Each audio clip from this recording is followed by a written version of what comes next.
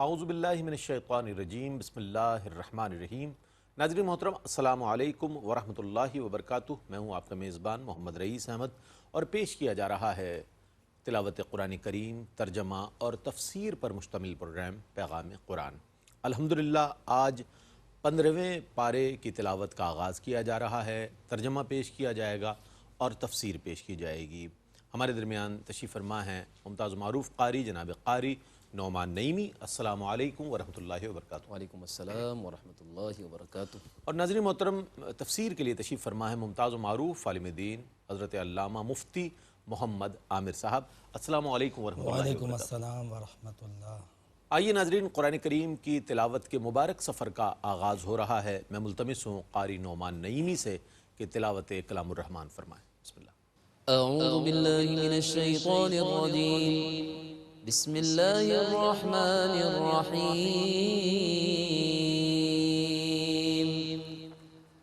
سبحان الذی اسری بعبدہ لیلا من المسجد الحرام إلى المسجد الأقصى الذي باركنا حوله لنريه من آياتنا إنه هو السميع البصير۔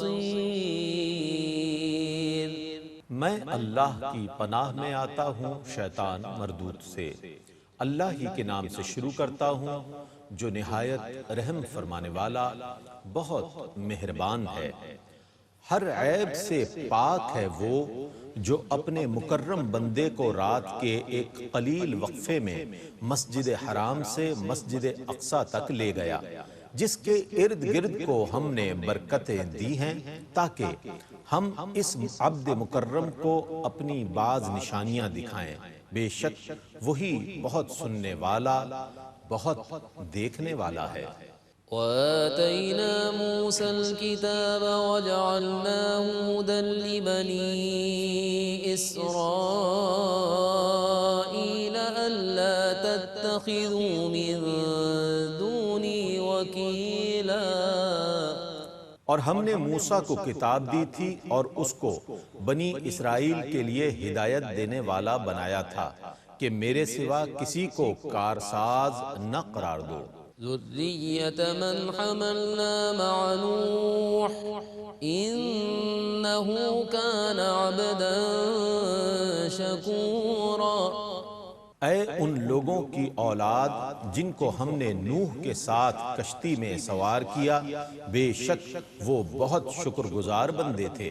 وقضينا إلى بني إسرائيل في الكتاب لتفسدن في الأرض مرتين ولتعلن علوا كبيرا۔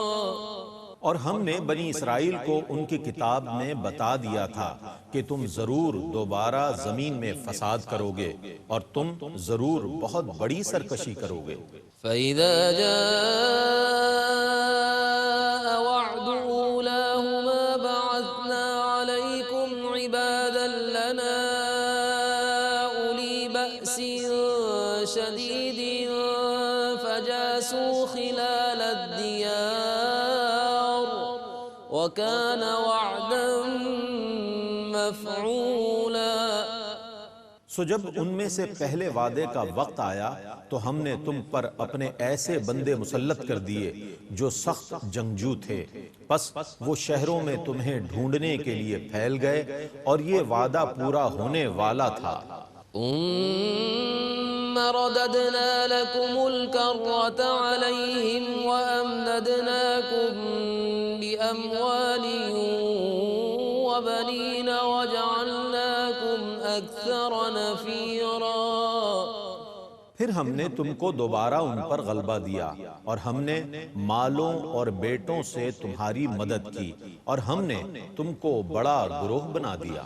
إن أحسنتم أحسنتم لأنفسكم وإن أسأتم فلها فإذا جاء وعد الآخرة وليسوءوا وجوهكم وليدخلوا المسجد كما دخلوه أول مرة وليتبروا ما علوا تتبيرا۔ اور اگر تم نیکی کرو گے تو اپنی جانوں کے لیے ہی نیکی کرو گے، اور اگر تم برے عمل کرو گے تو اس کا وبال بھی تم پر ہی ہوگا۔ پھر جب دوسرے وعدے کا وقت آیا تو ہم نے دوسروں کو تم پر مسلط کر دیا تاکہ وہ تمہیں روسیاہ کر دیں، اور اس طرح مسجد میں داخل ہوں جس طرح پہلے داخل ہوئے تھے، اور وہ جس چیز پر بھی غلبہ پائیں اسے تباہ و برباد کر دیں۔ عسى ربكم أن يرحمكم وإن عدتم عدنا وجعلنا جهنم للكافرين حصيرا۔ ان قریب تمہارا رب تم پر رحم فرمائے گا، اور اگر تم نے دوبارہ تجاوز کیا تو ہم دوبارہ سزا دیں گے، اور ہم نے کافروں کے لیے دوزخ کو قید خانہ بنا دیا ہے۔ إن هذا القرآن يهدي للتي هي أقوم ويبشر المؤمنين الذين يعملون الصالحات أن لهم أجرا بے شک یہ قرآن اس راستے کی ہدایت دیتا ہے جو سب سے زیادہ سیدھا اور مستحکم ہے، اور جو ایمان والے نیک کام کرتے ہیں ان کو بشارت دیتا ہے کہ ان کے لیے بہت بڑا اجر ہے۔ وَأَنَّ الَّذِينَ لَا يُؤْمِنُونَ بِالْآخِرَةِ أَعْتَدْنَا لَهُمْ عَذَابًا أَلِيمًا۔ اور یہ کہ جو لوگ آخرت پر ایمان نہیں لائے ان کے لیے ہم نے دردناک عذاب تیار کر رکھا ہے۔ وَيَدْعُ الْإِنسَانُ بِالشَّرِّ دُعَاءَهُ بِالْخَيْرِ وَكَانَ الْإِنسَانُ عَجُولًا۔ اور انسان جس طرح بھلائی کے جلد حصول کی دعا کرتا ہے اسی طرح برائی کی دعا کرتا ہے، اور انسان بہت جلد باز ہے۔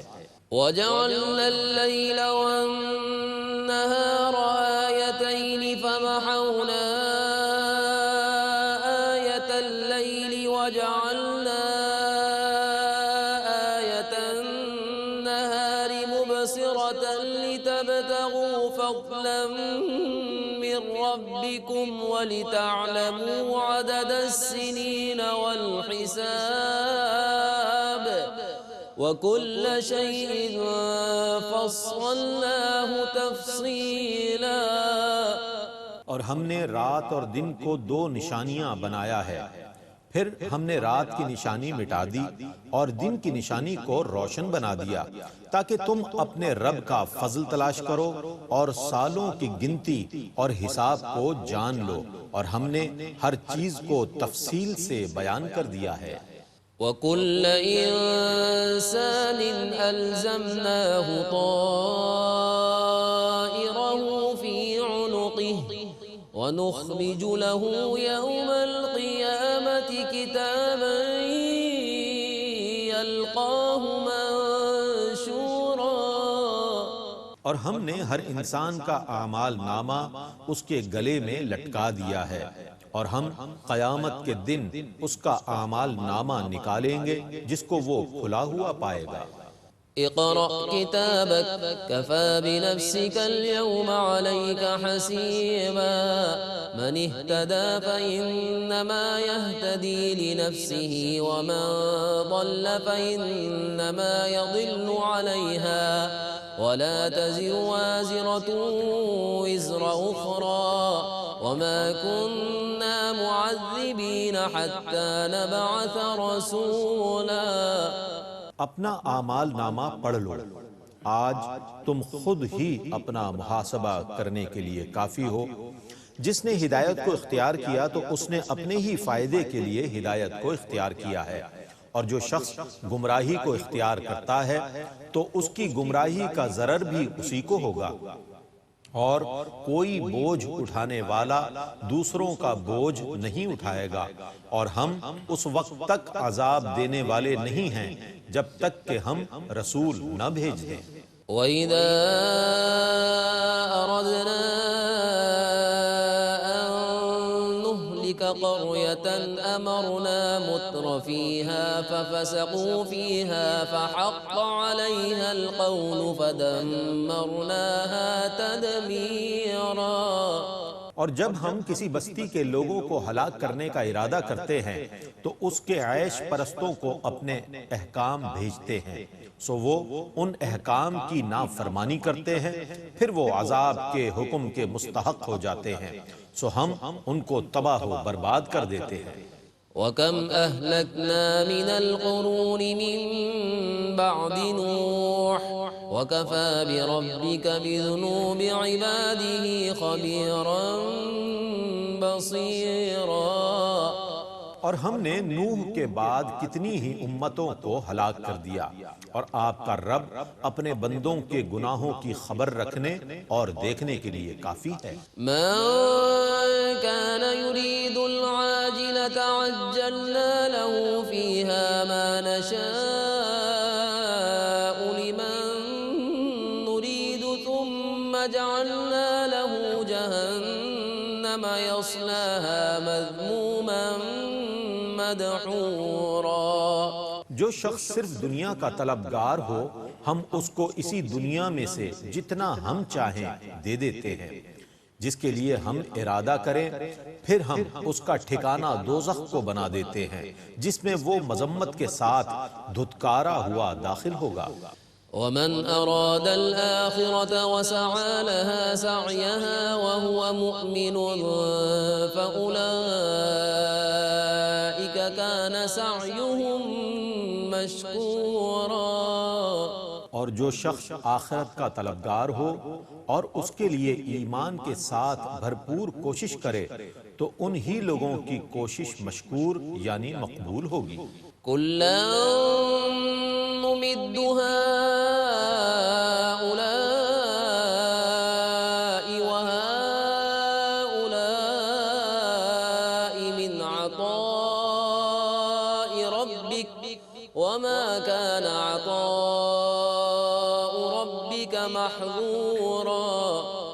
ہم آپ کے رب کی عطا سے اس کی اور اس کے ہر فریق کی مدد کرتے ہیں، اور آپ کے رب کی عطا کسی سے رد کی ہوئی نہیں ہے۔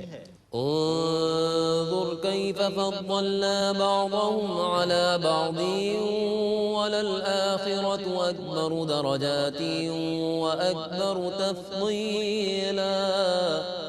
آپ دیکھیے ہم نے کس طرح ان کے بعضوں کو بعض پر فضیلت دی ہے، اور آخرت کے بہت بڑے درجات ہیں اور اس کی فضیلت بھی بہت بڑی ہے۔ لا تجعل مع الله إلها آخر فتقعد مذموما مخذولا۔ اے مخاطب تو اللہ کے ساتھ کسی اور کو عبادت کا مستحق نہ بنا کہ تو ناکام اور مذمت کیا ہوا بیٹھا رہ جائے۔ وَقَضَى رَبُّكَ أَلَّا تَعْبُدُوا إِلَّا إِيَّاهُ وَبِالْوَالِدَيْنِ إِحْسَانًا إِمَّا يَبْلُغَنَّ عِندَكَ الْكِبَرَ أَحَدُهُمَا أَوْ كِلَاهُمَا فَلَا تَقُل لَّهُمَا أُفٍّ وَلَا تَنْهَرْهُمَا وَقُل لَّهُمَا قَوْلًا كَرِيمًا۔ اور آپ کا رب حکم دے چکا ہے کہ تم اس کے سوا اور کسی کی عبادت نہ کرنا، اور ماں باپ کے ساتھ نیک سلوک کرنا، اور اگر تمہاری زندگی میں وہ دونوں یا ان میں سے کوئی ایک بڑھاپے کو پہنچ جائے تو ان کو اف تک نہ کہنا اور نہ ان کو جھڑکنا، اور ان سے ادب سے بات کرنا۔ واخفض لهما جناح الذل من الرحمة وقل رب ارحمهما كما ربياني صغيرا۔ اور ان کے سامنے عاجزی اور رحم دلی کا بازو جھکائے رکھنا، اور یہ دعا کرنا اے میرے رب ان پر رحم فرمانا جیسا کہ انہوں نے بچپن میں میری پرورش کی تھی۔ ربكم أعلم بما في نفوسكم إن تكونوا صالحين فإنه كان للأوابين غفورا۔ تمہارا رب بخوبی جانتا ہے جو کچھ تمہارے دلوں میں ہے، اگر تم نیک ہو تو بے شک وہ توبہ کرنے والوں کو بخشنے والا ہے۔ وآت ذا القربى حقه والمسكين وابن السبيل ولا تبذر تبذيرا إن المبذرين كانوا إخوان الشياطين وكان الشيطان لربه كفورا۔ اور رشتہ داروں اور مسکینوں اور مسافروں کا حق ان کو دیتے رہو، اور اسراف اور فضول خرچ کرنے سے بچو، بے شک فضول خرچ کرنے والے شیطان کے بھائی ہیں، اور شیطان اپنے رب کا بہت ہی ناشکرا ہے۔ وَإِمَّا تُعْرِضَنَّ عَنْهُمُ ابْتِغَاءَ رَحْمَةٍ مِّن رَّبِّكَ تَرْجُوهَا فَقُل لَّهُمْ قَوْلًا مَّيْسُورًا ولا تجعل يدك مغلولة إلى عنقك ولا تبسطها كل البسط فتقعد ملوما محسورا۔ اور اگر تم کو اپنے رب کی رحمت یعنی وسعت رزق کی توقع اور جستجو میں ان سے اعراض کرنا پڑے تو ان کو کوئی نرم بات کہہ کر ٹال دو، اور اپنا ہاتھ اپنی گردن تک بندھا ہوا نہ رکھو، اور نہ اس کو بالکل کھول دو کہ ملامت زدہ اور درماندہ بیٹھے رہو۔ ان ربك يبسط الرزق لمن يشاء ويقدر انه كان بعباده خبيرا بصيرا۔ بے شک آپ کا رب جس کے لیے چاہے رزق وسیع کرتا ہے اور جس کے لیے چاہے تنگ کر دیتا ہے، بے شک وہ اپنے بندوں کی بہت خبر رکھنے والا، بہت دیکھنے والا ہے۔ ولا تقتلوا أولادكم خشية إملاق نحن نرزقهم وإياكم إن قتلهم كان خطأ كبيرا۔ اور اپنی اولاد کو مفلسی کے ڈر سے قتل نہ کرو، ہم ان کو بھی رزق دیتے ہیں اور تم کو بھی، بے شک ان کو قتل کرنا بہت بڑا گناہ ہے۔ ولا تقربوا الزنا إنه كان فاحشة وساء سبيلا۔ اور زنا کے قریب نہ جاؤ، بے شک وہ بے حیائی ہے اور برا راستہ ہے۔ ولا تقتلوا النفس التي حرم الله إلا بالحق ومن قتل مظلوما فقد جعلنا لوليه سلطانا فلا يسرف في القتل إنه كان منصورا۔ اور اس شخص کو قتل نہ کرو جس کے ناحق قتل کو اللہ نے حرام کر دیا ہے، اور جو شخص مظلوماً قتل کیا گیا ہم نے اس کے وارث کو قوت دی ہے، پس وہ قتل کرنے میں حد سے نہ بڑھے، بے شک وہ مدد کیا ہوا ہے۔ ولا تقربوا مال اليتيم إلا بالتي هي أحسن حتى يبلغ أشده وأوفوا بالعهد إن العهد كان مسؤولا۔ اور یتیم کے مال کے قریب نہ جاؤ ماں سوا بہتر صورت کے، حتیٰ کہ وہ اپنی جوانی کو پہنچ جائے، اور عہد پورا کرو، بے شک عہد کے متعلق سوال کیا جائے گا۔ وَأَوْفُوا الْكَيْلَ إِذَا كِلْتُمْ وَزِنُوا بِالْقِسْطَاسِ الْمُسْتَقِيمِ ذَلِكَ خَيْرٌ وَأَحْسَنُ تَأْوِيلًا وَلَا تَقْفُ مَا لَيْسَ لَكَ بِهِ عِلْمٌ إِنَّ السَّمْعَ وَالْبَصَرَ وَالْفُؤَادَ كُلُّ أُولَئِكَ كَانَ عَنْهُ مَسْئُولًا۔ اور جب تم ناپنے لگو تو پورا پورا ناپو، اور جب تم وزن کرو تو درست ترازو سے پورا پورا وزن کرو، یہ بہتر ہے اور اس کا انجام بہت اچھا ہے۔ اور جس چیز کا تمہیں علم نہیں اس کے در پہ نہ ہو، بے شک کان اور آنکھ اور دل ان سب سے روز قیامت سوال کیا جائے گا۔ ولا تمش في الأرض مرحا إنك لن تخرق الأرض ولن تبلغ الجبال طولا كل ذلك كان سيئه عند ربك مكروها۔ اور زمین میں اکڑ اکڑ کر نہ چلو، کیونکہ نہ تو تم زمین کو پھاڑ سکتے ہو اور نہ ہی تم طول میں پہاڑوں تک پہنچ سکتے ہو۔ ان تمام کاموں کی برائی آپ کے رب کے نزدیک سخت ناپسند ہے۔ ذلك مما أوحى إليك ربك من الحكمة ولا تجعل مع الله إلها آخر فتلقى في جهنم ملوما مدحورا۔ یہ وہ حکیمانہ احکام ہیں جن کی آپ کے رب نے آپ کی طرف وحی فرمائی ہے، اور اے مخاطب اللہ کے ساتھ دوسرا عبادت کا مستحق نہ بنا، ورنہ تجھ کو ملامت زدہ اور پھٹکارا ہوا بنا کر دوزخ میں جھونک دیا جائے گا۔ أفأصفاكم ربكم بالبنين واتخذ من الملائكة إناثا إنكم لتقولون قولا عظيما۔ کیا بیٹوں کے لیے اللہ نے تم کو منتخب کر لیا اور فرشتوں کو اپنی بیٹیاں بنا لیا؟ بے شک تم بہت سنگین بات کہہ رہے ہو۔ وَلَقَدْ صَرَّفْنَا فِي هَذَا الْقُرْآنِ لِيَذَّكَّرُوا وَمَا يَزِيدُهُمْ إِلَّا نُفُورًا قُلْ لَوْ كَانَ مَعَهُ آلِهَةٌ كَمَا يَقُولُونَ إِذًا لَابْتَغَوْا إِلَى ذِي الْعَرْشِ سَبِيلًا۔ اور بے شک ہم نے اس قرآن میں کئی طرح بیان فرمایا تاکہ وہ نصیحت حاصل کریں، لیکن اس اسلوب نے بھی ان کے تنفر ہی کو زیادہ کیا۔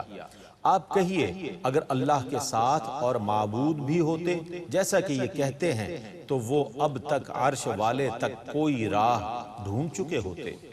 سبحانه وتعالى عما يقولون علوا كبيرا تسبح له السماوات السبع والأرض ومن فيهن وإن من شيء إلا يسبح بحمده ولكن لا تفقهون تسبيحهم إنه كان حليما غفورا۔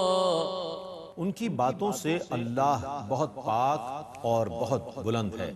سات آسمان اور زمینیں اور جو بھی ان میں ہیں اس کی تسبیح کر رہے ہیں، اور ہر چیز اللہ کی حمد کے ساتھ اس کی تسبیح کر رہی ہے، لیکن تم ان کی تسبیح کو نہیں سمجھتے۔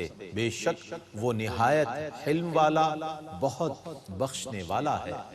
وَإِذَا قَرَأْتَ الْقُرْآنَ جَعَلْنَا بَيْنَكَ وَبَيْنَ الَّذِينَ لَا يُؤْمِنُونَ بِالْآخِرَةِ حِجَابًا مَسْتُورًا۔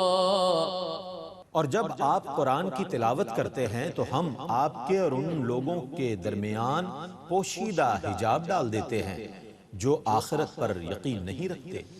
وَجَعَلْنَا عَلَى قُلُوبِهِمْ أَكِنَّةً أَن يَفْقَهُوهُ وَفِي آذَانِهِمْ وَقْرًا وَإِذَا ذَكَرْتَ رَبَّكَ فِي الْقُرْآنِ وَحْدَهُ وَلَّوْا عَلَى أَدْبَارِهِمْ نُفُورًا۔ اور ہم نے ان کے دلوں پر پردے ڈال دیے ہیں تاکہ وہ اسے سمجھ نہ سکیں، اور ان کے کانوں میں ڈاٹ ہے، اور جب آپ قرآن میں صرف اللہ وحدہ کا ذکر کرتے ہیں تو وہ اعراض کرتے ہوئے پیٹھ موڑ کر بھاگ جاتے ہیں۔ نحن أعلم بما يستمعون به إذ يستمعون إليك وإذ هم نجوى إذ يقول الظالمون إن تتبعون إلا رجلا مسحورا انظر كيف ضربوا لك الأمثال فضلوا فلا يستطيعون سبيلا۔ ہم خوب جانتے ہیں کہ وہ کس غرض سے قرآن کو سنتے ہیں، جب وہ آپ کی طرف کان لگا کر سنتے ہیں اور جب وہ آپس میں سرگوشی کرتے ہیں، جب ظالم یہ کہتے ہیں کہ تم صرف ایسے شخص کی پیروی کر رہے ہو جس پر جادو کیا ہوا ہے، دیکھیے یہ آپ کے لیے کیسی مثالیں بیان کر رہے ہیں، پس وہ ایسے گمراہ ہو گئے کہ اب صحیح راستے پر نہیں آ سکتے۔ تلاوت قرآن کریم اور ترجمہ پیش کیا گیا 15ویں پارے کی ابتدا سے الحمدللہ اس سلسلے کا آغاز ہوا۔ میں چاہوں گا کہ جو آیات بینات تلاوت کی گئی ہیں ان میں سے منتخب آیات کی تفسیر فرمائیں قبلہ مفتی محمد عامر صاحب۔ بسم اللہ۔ اعوذ باللہ من الشیطان الرجیم، بسم اللہ الرحمن الرحیم۔ سبحان الذي اسرى بعبده ليلا من المسجد الحرام الى المسجد الاقصى الذي باركنا حوله لنريه من آیاتنا انه هو السمیع البصیر۔ 15ویں پارے کا آغاز ہوتا ہے اور یہ سورہ بنی اسرائیل ہے۔ اس میں سب سے پہلے نبی کریم صلی اللہ علیہ وسلم پر جو اللہ رب العزت نے کرم خاص فرمایا تھا اور اپنا جو قرب خاص عطا فرمایا تھا اور اپنی نشانیاں جو ظاہر فرمائی تھیں اس کا ذکر قرآن پاک میں یہاں پر ہے۔ فرمایا کہ پاک ہے وہ ذات جس نے سیر کرائی اپنے بندے کو ایک قلیل وقت کے اندر مسجد حرام سے مسجد اقصیٰ تک۔ یہ قرآن پاک میں اللہ رب العزت نے ان تمام چیزوں کو پیش نظر رکھتے ہوئے کہ جو لوگ جو ہے وہ اس واقعے کے امکانات اور عدم امکانات میں الجھے ہوئے ہیں، اللہ تبارک و تعالیٰ نے آغاز فرمایا کہ پاک ہے وہ ذات جو لے گئی۔ گویا کہ یہ سارے کا سارا واقعہ اللہ تبارک و تعالیٰ کی قدرت سے وقوع پذیر ہوا۔ حضور نبی کریم علیہ السلام کو جو اللہ رب العزت نے معراج عطا فرمائی تھی، اس کے جو 3 مراحل تھے اس میں سے ایک مرحلہ جو زمینی تھا مسجد حرام سے مسجد اقصیٰ تک کا، اس کا ذکر یہاں پہ کیا گیا۔ پھر آگے اس سے آگے جو عرش کا جو سفر ہے اس کا ذکر اگلے پاروں میں کیا جاتا ہے۔ یہاں پر فرمایا اللہ رب العزت نے کہ جو اپنے بندے کو لے گیا قلیل وقت کے اندر۔ یہ جو اس صورت کے اندر جو ہے اس آیت کے اندر سبحان الذی اسریٰ بعبدہ لیلاً پہ جو تنوین ہے، عربی گرامر کے اعتبار سے تنوین جو ہے وہ تقلیل کے لیے آتی ہے۔ تقلیل کا مطلب یہ ہوتا ہے کہ کم سے کم، جب کسی چیز کے اوپر یہ تنوین لگ جاتی ہے نکرہ کے اوپر تو مطلب ہوتا ہے کہ اس کا کم سے کم پیریڈ، اس کی کم سے کم مقدار۔ تو جب لیلاً پہ یہ تنویر لگی تو مطلب یہ ہوا کہ اللہ رب العزت نے رات کے کم سے کم اور مختصر حصے کے اندر حضور نبی کریم صلی اللہ علیہ وآلہ وسلم کو یہ سفر کروایا تھا۔ اور ظاہر سی بات ہے کہ یہ سفر اللہ تبارک و تعالیٰ نے کروایا تھا، اس لیے یہ ناممکن نہیں ہے کہ کتنے قلیل وقت میں۔ اللہ تبارک و تعالیٰ کی ذات وہ ہے کہ جو وقت، جسم، جسمانیت، زمان، مکان، ان تمام چیزوں سے پاک ہے۔ وہ تو جب کسی چیز کا ارادہ کرتا ہے تو اس کے حکم کن سے پوری کائنات وجود پذیر ہو جاتی ہے۔ تو یہ تو بہت چھوٹی بات ہے کہ حضور نبی کریم علیہ السلام کو اللہ رب العزت انتہائی قلیل وقت کے اندر جو ہے انتہائی طویل سفر کروا دے اللہ تعالیٰ کی ذات۔ پھر اس میں اللہ رب العزت نے فرمایا کہ اس سفر کا مقصد کیا تھا؟ اس سفر کا مقصد یہ تھا لِنُرِيَهُ مِنْ آیاتنا، تاکہ ہم اپنے نبی کو، پیغمبر کو اپنی نشانیاں بتائیں۔ یعنی اللہ تبارک و تعالیٰ نے حضور نبی کریم صلی اللہ علیہ وسلم کو اپنی بہت ساری نشانیاں ظاہر کیں کہ کس کس طریقے سے اللہ تبارک و تعالیٰ کی قدرت، اللہ تبارک و تعالیٰ کے اختیارات اور اللہ تبارک و تعالیٰ کی پاور اس کائنات کے اندر کام کر رہی ہوتی ہے۔ جب حضور نبی کریم علیہ السلام نے یہ سفر کیا تو وہ چیز جو حضور علیہ السلام کا ایمان کا حصہ تھا، ایقان کا حصہ تھا، وہ باقاعدہ حضور نے مشاہدہ بھی فرما لیا کہ واقعتاً اللہ تبارک و تعالی جو ہے وہ ہر چیز پر قادر ہے۔ تو اللہ رب العزت نے نہ جانے کتنی نشانیاں بتائیں، اگر اس پورے سفر کی نشانیاں اگر کاؤنٹ کرنے جائیں تو وہ احاطے سے باہر ہیں، کہ اللہ رب العزت نے حضور نبی کریم علیہ السلام کو جنت بھی دکھائی، دوزخ بھی دکھائی، فرشتے اور ملائکہ سے بھی ملاقات کی، اپنے قرب خاص اور اپنی خاص تجلیات اور اپنی خاص صفات کا مشاہدہ بھی کروایا، اور مختلف انداز سے اس کائنات کے مختلف مظاہر مناظر آپ کے سامنے تمام کے تمام مراحل پیش کر دیے، اور پھر نبی کریم علیہ السلام کو خصوصی انعامات و اکرامات سے نوازا۔ اس کے بعد اسی صورت کے اندر اللہ تبارک و تعالیٰ نے مزید جو نشانیاں دیگر انبیاء کرام کو دی ان کا ذکر کرتے ہوئے اللہ تعالیٰ نے فرمایا ان احسنتم احسنتم لانفسکم وان اسأتم فلہا۔ یہ ایک بڑا آفاقی اصول ہے کہ اگر تم اچھا کرو گے تو وہ اچھائی تمہارے اپنے لیے ہوگی، یعنی ایسا نہیں ہے کہ تم اچھا کرو گے تو اللہ تعالیٰ کو کوئی نفع ملے گا، کوئی اس کی طاقت میں اضافہ ہوگا، کوئی اس کو پروفٹ ہوگا، تمہاری اچھائی تمہارے لیے ہے۔ اگر اللہ رب العزت ہمیں حکم دیتا ہے نیکی کا تو اس نیکی کے حکم میں خود ہمارا فائدہ ہے، ہماری بہتری ہے، ہماری نجات ہے، اور فرمایا کہ اگر تم برا کرو گے تو وہ برائی بھی تمہارے لیے ہوگی، اس برائی کا نقصان یا کمی مجھ میں نہیں ہوگی۔ تو گویا کہ اللہ تبارک و تعالیٰ کا حکم دینا اور اللہ تبارک و تعالیٰ کا ہمیں جو ہے وہ ہدایت دینا، یہ صاف واضح طور پہ ہمارے اپنے فائدے کے لیے ہے۔ یہی بات آگے قرآن پاک کے اندر اس انداز سے بھی کہی گئی ان ھذا القرآن یہدی للتی ہی اقوم ویبشر المؤمنین الذین یعملون الصالحات ان لہم اجرا کبیرا۔ اللہ رب العزت نے فرمایا کہ بے شک یہ قرآن ہے جو ہدایت دیتا ہے سیدھے راستے کی، یعنی کسی غلط راستے کی یا ٹیڑھے راستے کی ہدایت قرآن نہیں دیتا۔ جب قرآن کسی بات کرتا ہے، کسی مسئلے کو بتاتا ہے یا کہیں انسان کو کسی حوالے سے رہنمائی کرتا ہے تو وہ بالکل صاف ستھری کلیئر اور اس کے اندر کوئی ڈاؤٹ یا شک و شبہ نہیں ہوتا، یعنی اس کے اندر کسی قسم کی ٹیڑھ یا کسی قسم کی کج پن پائی جاتی ہو، ایسا نہیں ہوتا ہے۔ قرآن دو ٹوک واضح طور پہ سیدھا راستہ بتا دیتا ہے، یہ سیدھا راستہ، یہ غلط راستہ، یہ فائدہ مند، یہ نقصان دہ، یہ پرخطر راستہ، یہ بالکل سیدھا سلامتی کا راستہ۔ تو قرآن کا یہ انداز ہے کہ ان ھذا القرآن یہدی للتی ہی اقوم۔ آپ اگر کسی اور سے راستہ پوچھیں گے تو ہو سکتا ہے کہ وہ طبعی طور پہ راستہ بتانے میں جو ہے وہ پیش قدمی نہ کرے اور آپ کو سیدھا راستہ نہ بتائے، ہو سکتا ہے کہ اس کے اپنے کچھ مقاصد مفادات ہوں، اس کے پیش نظر وہ آپ کو صحیح راستہ بتانے کے بجائے جو ہے وہ ایک لمبا چوڑا راستہ بتا دے، لیکن قرآن کا جو انداز ہے وہ یہ نہیں ہے۔ قرآن بالکل سیدھا صحیح راستہ دو ٹوک بتا دیتا ہے کہ یہ صحیح راستہ ہے۔ پھر اس کے بعد اللہ رب العزت نے فرمایا وَمَا كُنَّا مُعَذِّبِينَ حَتَّى نَبْعَثَ رَسُولًا، کہ ہم کسی قوم پر بھی اس وقت تک عذاب نہیں نازل کرتے ہیں جب تک کہ اس قوم میں رسول نہ بھیج دیں۔ قرآن کی یہ آیت ہے جس سے پتہ چلتا ہے کہ جتنی بھی اقوام عالم ہیں ان سب میں اللہ کا نبی آیا ہے۔ اگر کسی قوم کو اللہ تبارک و تعالیٰ دنیا میں عذاب دیا ہے یا آخرت میں عذاب دے گا تو وہ اسی لیے دے گا کہ پہلے اللہ تبارک و تعالیٰ نے عذاب سے قبل اسے ہدایت دی ہے، ان میں رسول بھیجا ہے، ان کو سمجھایا ہے، اور وہ نہ سمجھے تبھی تو عذاب دے گا۔ ایسا نہیں ہے کہ سمجھ میں نہ بھی آیا ہو، ہدایت نہ بھی دی ہو، پھر بھی اللہ تبارک و تعالیٰ عذاب دے۔ یہ الگ بات ہے کہ تاریخی اعتبار سے تمام اقوام کی تفاصیل ہمارے پاس اگر محفوظ نہ بھی ہو تو چونکہ ایمانی حوالے سے قرآن ہماری واضح طور پہ رہنمائی کر رہا ہے کہ ہم نے کسی قوم پر عذاب نہیں بھیجا مگر یہ کہ اس میں پہلے ہدایت کے لیے رسول بھیجا۔